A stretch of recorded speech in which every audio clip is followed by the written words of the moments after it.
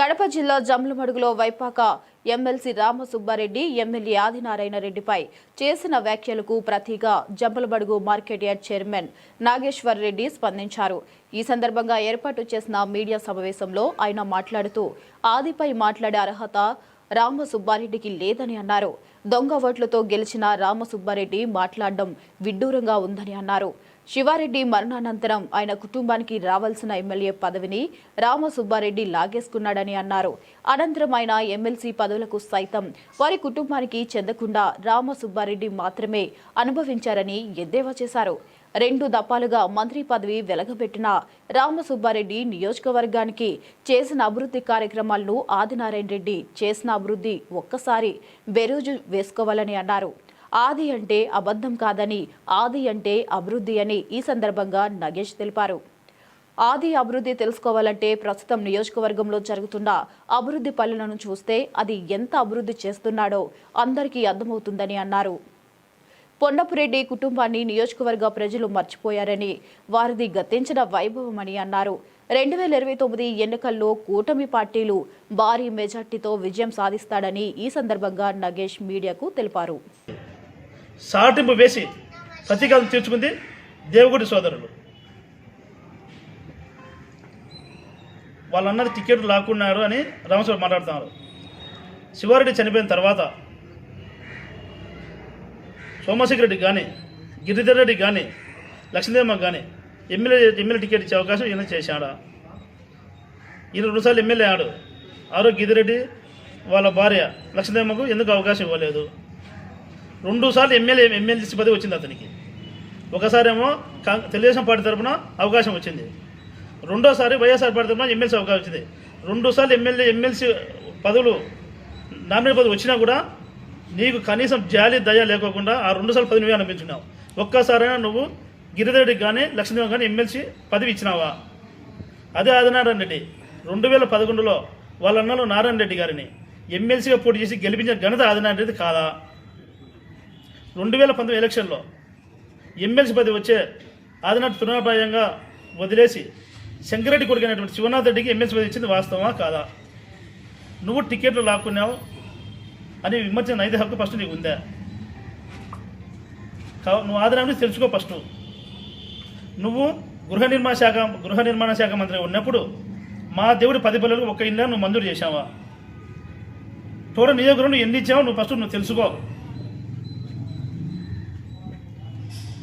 ఆదినారాయణ రెడ్డి అంటే అబద్ధం కాదు, ఆదినారాయణ రెడ్డి అంటే అభివృద్ధికి చిహ్నం. ఆదినారాయణ మాట్లాడే అర్హత కూడా నీకు లేదు. ఆదినారాయణ ఎమ్మెల్యే అయిన తర్వాత ఎన్ని నిధులు మంజూరు తెలుసుకోండి. గతంలో అయితేనే ఇప్పుడైతేమి ఆదినారాయణ రెడ్డి చేసే అభివృద్ధి పరుగులు పెడుతుంది. 2024 కుటుంబం ఏర్పడిన తర్వాత ఈ యొక్క అభివృద్ధిని చూసి అభివృద్ధి చూసి ఇంకా వీళ్ళు పప్పులు ఉడకవండి, వీళ్ళు చౌకబారు మాటలు మాట్లాడుతున్నారు. రామసుబ్బారెడ్డి ఎన్ని చెప్పినా కూడా ప్రజలు నమ్మే పరిస్థితుల్లో లేరు. అదేవిధంగా 2024 ఎలక్షన్లో ఆదినారాయణ రెడ్డి బీజేపీ పార్టీతో పోటీ చేస్తే అవినాష్ రెడ్డి, రామసుబ్బారెడ్డి, సుధీరెడ్డి ఏకమైనా కూడా హీరోయిజాన్ని విలనిజం ఆపగలదా? దేవూడి శంకరెడ్డి సుబ్రహ్మణ్య ట్రస్ట్ తరపున ఎన్ని మెడికల్ క్యాంపులు పెట్టినారు 2004 నుంచి? ఎన్ని జాబ్ మేళలు పెట్టినారు? సబ్స్టేషన్ రైతులకు సబ్సిడీలు ఇప్పించింది వాస్తవం కదా? కుట్టి మిషన్ ఇచ్చారు ఆదినారాయణ రెడ్డి, గ్యాస్ కనెక్షన్లు ఇచ్చారు, పశువైద్యశాలకు వెహికల్ ఇచ్చారు. ఎన్నో అభివృద్ధి చేసే ఆదినారాయణ రెడ్డిని విమర్శన అయితే హక్కు రామసుబ్బారెడ్డికి లేదు. ఎప్పుడైనా ఆదినారాయణ రెడ్డి చేసే అభివృద్ధిలో 1% అయినా రామసుబ్బారెడ్డి చేశాడా? 1924 వరకు ఏం జరిగింది మీ అందరికీ తెలుసు. 24లో ఇప్పుడు వచ్చిన దాదాపుగా 500 రోజుల్లోనే కన్ని విరిగిన రీతిలో అభివృద్ధి జరుగుతుంది. గండికోటలో శాసనసభ ద్వారా 70 కోట్లతో అభివృద్ధి పనులు శరవేగంగా జరుగుతున్నాయి. సంఖ్యపల్లి బ్రిడ్జి గతంలో 2019లో 18 జరిగే బ్రిడ్జిని అధికార పార్టీ కాంగ్రెస్ పార్టీ వస్తానే ఆ బ్రిడ్జిని ఆపినారు. ఆ బ్రిడ్జి కూడా ఈరోజు సంఖ్యపల్లి బ్రిడ్జిని ఆదినారాయణ ఎమ్మెల్యే అయిన తర్వాత మళ్ళీ రీస్టార్ట్ అయింది. వాళ్ళు ఆపిన పనులని రీస్టార్ట్గా చేసే అభివృద్ధి పని మొత్తం ఆదినారాయణ తీసుకున్నారు. ఈరోజు ఎన్ని బీటీ రోడ్లు వచ్చాయి, ఎన్ని సీసీ రోడ్లు వచ్చాయి మీరందరూ గమనించాలి. ఫస్ట్ రామసుబ్బారెడ్డికి ఆదరణ విమర్శించే హక్కు లేదు.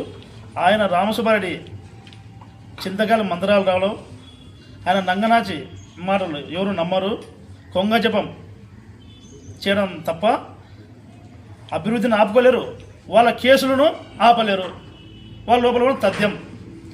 2029లో రాబోయే 1000 రోజులు చేసే పనులలోనే కూటమి ప్రభుత్వం అత్యంత విజయవంతంగా నేషనల్ హైవేస్ కానీ, జలజీవన్ మిషన్ కానీ, టిట్కో ఇళ్ళు కానీ టోటల్గా అన్ని అభివృద్ధి బ్రహ్మాండం జరుగుతుంది. కాబట్టి ఈసారి 2029లో వైఎస్ఆర్ పార్టీ ఇక్కడ డైనోసారే.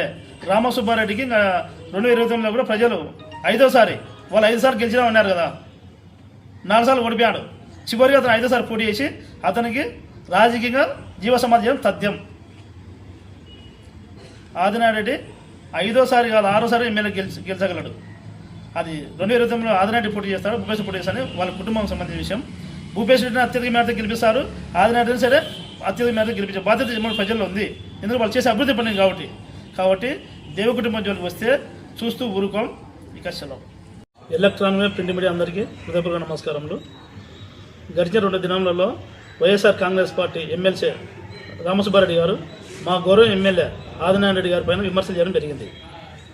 పొన్నమరెడ్డి కుటుంబము రాజకీయ చరిత్ర జమ్మూరు ప్రజలందరికీ తెలుసు, రాష్ట్ర స్థాయిలో కూడా తెలుసు. వాళ్ళ చిన్నాయన శివారెడ్డి గారు ఎమ్మెల్యేగా ఉన్నప్పుడు కోడిగాలపల్లి గ్రామం అయితేనేమి, కల్లుట్ల గ్రామం అయితేనేమి కాల్చి బూడిద చేస్తే ఎన్నో మూగజీవాలు చనిపోవడం జరిగింది. అక్కడున్న ప్రజలు ఎంతో ఆస్తి నష్టం జరిగింది. ఎన్నో హత్యా రాజకీయాలు చేశారు. పొన్నమరెడ్డి కుటుంబము పూర్తి హత్యా రాజకీయాలతో వాళ్ళ యొక్క పరిపాలన కొనసాగింది. 2004లో మా గౌరవ ఎమ్మెల్యే ఆదినారాయణ రెడ్డి గారు ఎమ్మెల్యే అయినప్పుడు జమ్మలూరులో ఫ్యాషన్ వైపు అభివృద్ధి వైపు పరుగులు పెట్టింది. 1994 ఎలక్షన్లో మా పెద్ద ఆయన దేవుడు నారాయణ రెడ్డి గారు ఎమ్మెల్యేగా పోటీ చేస్తే అప్పుడు రామసుబ్బారెడ్డి నారాయణ రెడ్డి గారి పైన పోటీ చేయడం జరిగింది.